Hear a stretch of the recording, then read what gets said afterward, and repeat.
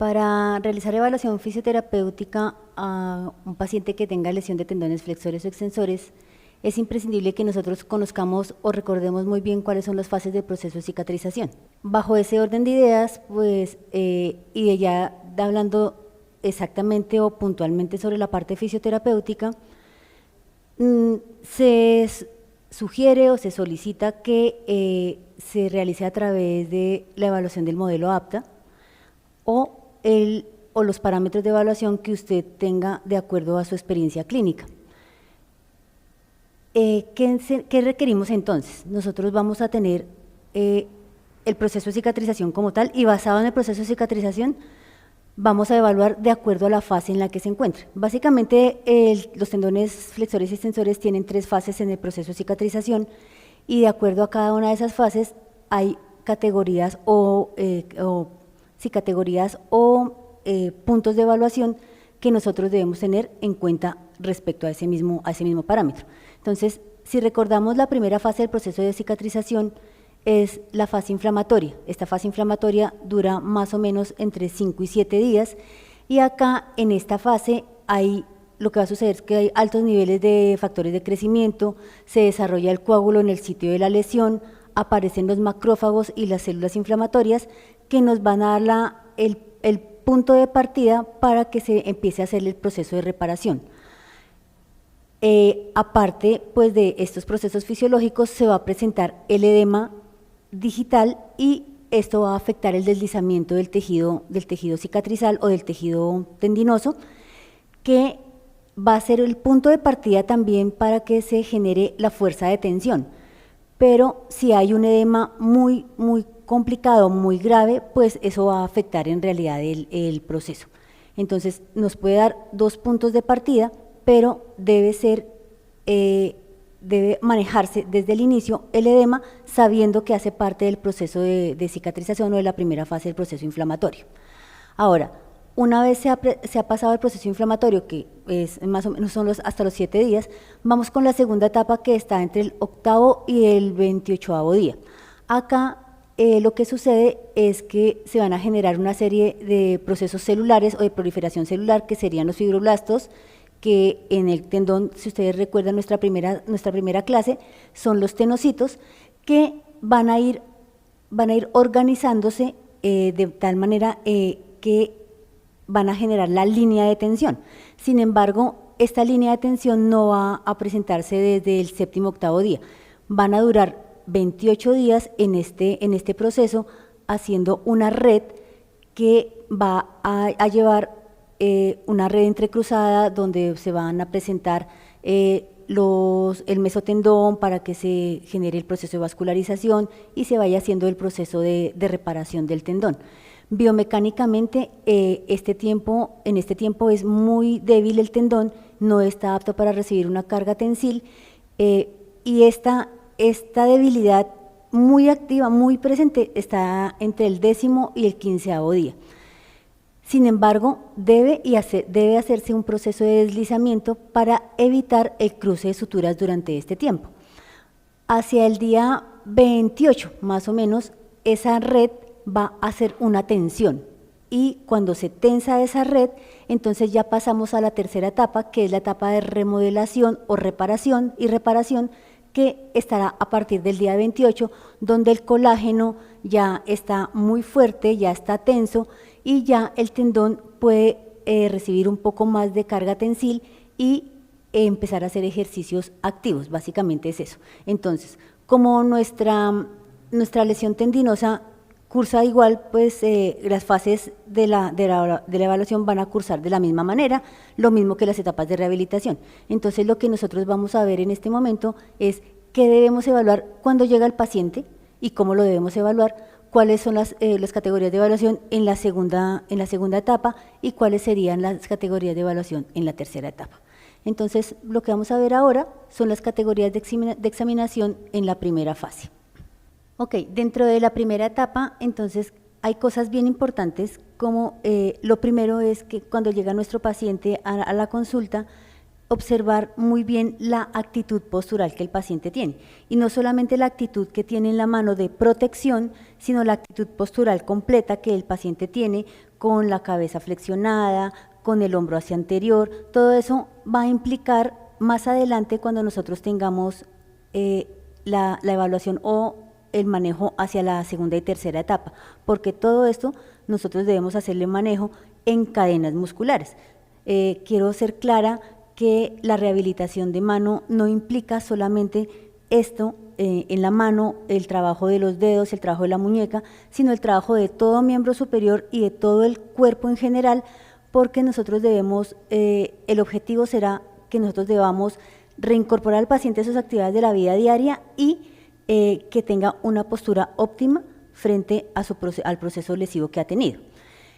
Eso en primera instancia. Entonces, la actitud postural es algo que nosotros debemos ver. Entonces, si ustedes alcanzan a ver a la usuaria que nos está acompañando el día de hoy, la posición de la cabeza, la elevación del hombro, la protección que tiene hacia su mano, eso es parte de la normalidad con cualquier usuario que tenga una lesión en mano, no solamente de tendones flexores, sino de cualquier lesión que se tenga en mano, porque el paciente tratará de proteger su mano, pensará pues que se le puede lesionar o le va a doler, y la protección al dolor será manejarlo contra el cuerpo o adosarlo al tronco y cargar la mano con el otro brazo.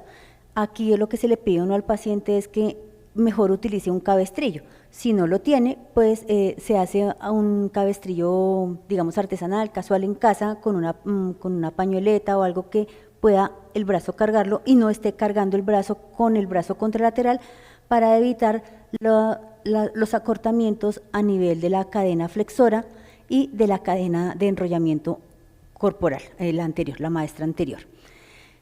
Una vez tenemos este punto de evaluación, pasemos al aditamento. Es muy importante que nosotros sepamos el tipo de férula que el paciente tiene.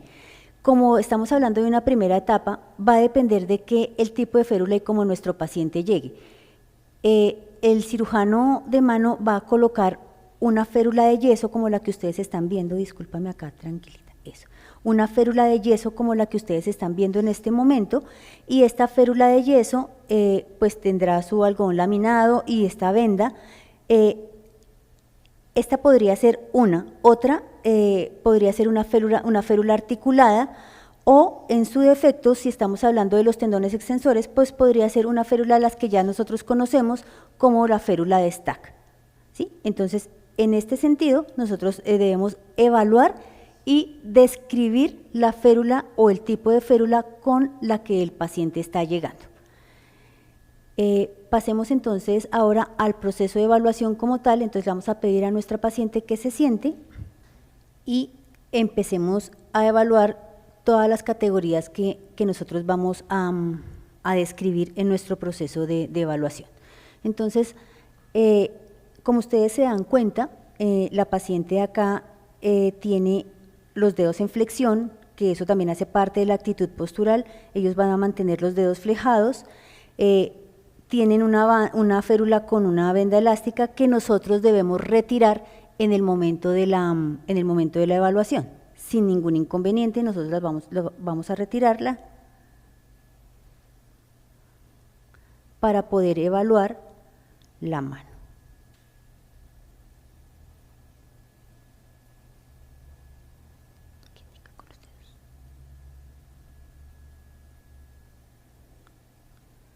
Nosotros debemos tener en cuenta que el paciente tiene mucho temor a mover la mano, no solamente por el proceso de edema que tiene, sino por el proceso doloroso y el proceso traumático del cual ha sido víctima. Entonces, para el paciente va a ser muy complejo que nosotros empecemos a movilizar o a hacer alguna serie de actividades acá sin haberle explicado. Lo primero que nosotros vamos a evaluar es la circulación o la categoría de circulación. En la categoría de circulación encontramos el edema. El edema se evalúa a partir de fobia o del signo de fobia, y vamos a hacer la presión sin ningún inconveniente. El paciente va a presentar dolor, pero necesitamos saber el grado de edema que el paciente tiene en cada uno de sus dedos. Si nosotros observamos acá, pues hay una simulación obviamente de una cicatriz, y acá el paciente tendrá muchísimo dolor, y al tener pues el dolor va a ser, digamos, un inconveniente frente a la evaluación del edema, pero que igual debemos realizar. Entonces, hacemos la presión, esperamos el resultado en el momento de la presión. Entonces, evaluamos edema por grado 1, grado 2 o grado 3, dependiendo del tiempo que demore en la recuperación del proceso de circulación. Normalmente los pacientes con este tipo de lesiones llegan con grado 2 o 3 de edema. Entonces, simplemente pues se registra como tal. Es importante que nosotros evaluemos la integridad tegumentaria. Pues como ustedes se dan cuenta acá, pues la paciente tiene una simulación de una cicatriz, pero es una setaplastia, y lo que nosotros debemos hacer en este sentido es describir la cicatriz. Entonces, vamos a describir que el paciente llega con puntos de sutura, que hay un proceso de cicatrización en primera etapa, que la cicatriz tiene un color rojo, que quiere decir que está en proceso inflamatorio o en primera fase, y que no hay signos de infección ni hay signos signos de infección. Ahora, acá nosotros lo que tenemos que hacer también en la cicatriz es evaluar la sensibilidad de la cicatriz. ¿Qué debemos tener en cuenta ahí? Que el proceso, como es agudo, pues la usuaria o el usuario va a tener dolor de alta intensidad que se puede confundir con un proceso de sensibilidad no adecuado. Me explico. Nosotros vamos a evaluar la sensibilidad de la cicatriz, lo pueden hacer, bueno, aquí voy a hacer otra aclaración, y es que la sensibilidad se evalúa por dermatomas y no se evalúa con texturas. Se reeduca con texturas, pero se evalúa a través de los dermatomas. Que utilicemos algún aditamento para evaluarla es diferente.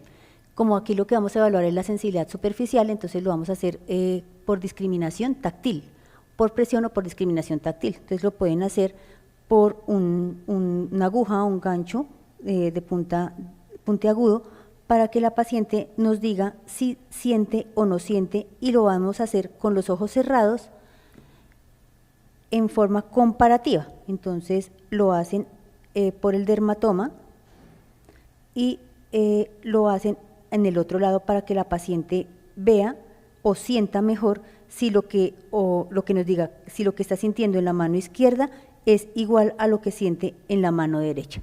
Es la forma de evaluar la sensibilidad, y lo hacen así con toda la mano por cada uno de los dermatomas, recordando que esto es C6, C7, esto es C8, T1, o sea, estamos hablando de mediano y estamos hablando del lado cubital.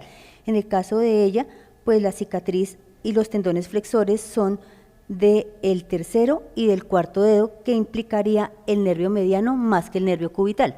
Sin embargo, pues si ustedes recuerdan, el nervio cubital está en la mitad del cuarto dedo, en la mitad cubital del cuarto dedo, y la mitad radial sería del mediano. Entonces, pues evalúan tanto el mediano, tanto el cubital como el mediano, y el punto de referencia será la otra mano, donde nosotros le digamos a la paciente si siente igual en la derecha que en la izquierda. Digamos que esa es la parte para evaluar la integridad del nervio periférico y la sensibilidad de la cicatriz. Entonces, en la sensibilidad de la cicatriz, ustedes deben tocar la cicatriz para el manejo, para saber si tiene una hipersensibilidad o tiene una hiposensibilidad. Y la paciente o el paciente les va a decir si siente demasiado o siente poco. Pueden ustedes encontrar un paciente con una hipersensibilidad por el proceso inflamatorio inicial, o en la segunda etapa también pueden encontrar las mismas condiciones, una hipersensibilidad o una hiposensibilidad. Si la cirugía comprometió los nervios digitales, es probable que el paciente en toda la parte cutánea tengamos un proceso de hiposensibilidad. El dolor, de la misma manera, tengo que evaluarlo pidiéndole a la paciente que me diga si le duele al tacto o al movimiento. No les dé miedo mover.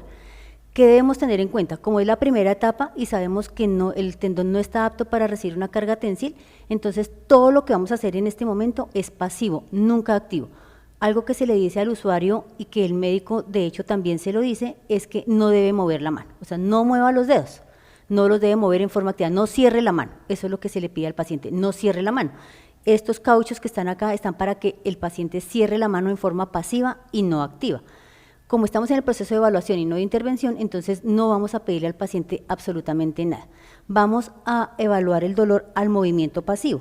¿Y qué hacemos? Simplemente tomamos la mano del paciente y vamos a empezar a movilizar cada una de las articulaciones. Y el paciente nos va a decir si duele o no duele, ¿sí? Para flexión y para extensión no tienen ningún inconveniente. Lo importante es que nosotros podamos mover y podamos definir si el paciente tiene o no tiene dolor. Obviamente, pues con un proceso tan traumático, todo paciente va a ir acompañado del edema, del dolor. El edema por la presión que se está generando y el dolor no solamente porque está activando las terminaciones nerviosas libres, sino también por el proceso traumático quirúrgico y el agresivo que fue el mecanismo de lesión. Y evalúan el dolor en cada uno de los movimientos de los dedos, ¿sí? Incluyendo el primer dedo, así no esté lesionado, y la muñeca, de la misma manera. Simplemente vamos a mirar si el paciente tiene dolor, a la movilidad. ¿Cómo lo describen? Lo pueden hacer por escala análoga verbal o lo pueden hacer por alguna de las escalas que ya están descritas. Lo que yo hago normalmente es hacerlo a través de la escala análoga del dolor, pidiéndole al paciente que me diga en qué momento duele y que califique el dolor entre 1 y 10, siendo 1 lo más bajo y 10 lo máximo. Y dándole un calificativo al dolor. Ese calificativo puede ser el dolor es urente o se va hacia el brazo o se aumenta la presión, si usted toca me aumenta el dolor porque siento más presión. Todas esas cosas o eso que nos está diciendo el paciente es pertinente decir que el paciente lo diga y nosotros debemos registrarlo en la historia clínica. Eso es muy importante. Ahora, ¿por qué es importante que nosotros tengamos el dolor al movimiento?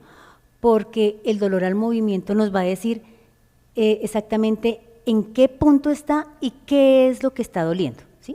Aquí, en este momento, qué es lo que está doliendo. Dolor al movimiento, dolor a la palpación. En ese sentido vamos a evaluar nosotros el dolor. La movilidad articular o el rango de movilidad articular es pasivo y nunca activo en cualquier momento del proceso o en cualquier paciente. Hay muy pocas excepciones que uno aplica un examen de movilidad articular en forma activa, pero normalmente lo que uno hace es a través de una goniometría, que no lo vamos a hacer aquí porque no aplica, y se hace con una goniometría y en forma pasiva, colocando el goniómetro junto a la articulación y moviendo el goniómetro con los dedos y no el goniómetro lejos o no pegado a la articulación, sino siempre pegado a la articulación y con el movimiento. Luego de tener una barra fija y una barra móvil para que ustedes lo recuerden, y siempre se hace en forma pasiva. Entonces nosotros tenemos el movimiento acá y aplicamos el movimiento hacia flexión, debe tener mínimo entre 80 y 90 grados de flexión. En el caso de nuestra usuaria, pues como no es un paciente real, sino es alguien que nos está colaborando, pues tendrá la movilidad completa. Pero si nosotros tenemos el proceso de edema como tal, pues el edema nos va a limitar la movilidad de la muñeca y el paciente va a referir el dolor. Igual para la metacarpofalángica, que serán mínimo 90 grados, sabiendo que pues tiene 110. Lo propio con las articulaciones interfalángicas proximales y distales de cada uno de los dedos trifalángicos y la metacarpofalángica y la interfalángica del primer dedo. El desempeño muscular o la fuerza muscular no es aplicable a la evaluación de la primera etapa, porque como estamos en etapa inflamatoria y apenas empieza el proceso de proliferación celular, el tendón no está apto para recibir carga tensil, luego no aplica desde ningún punto de vista que yo haga desempeño muscular en esta etapa.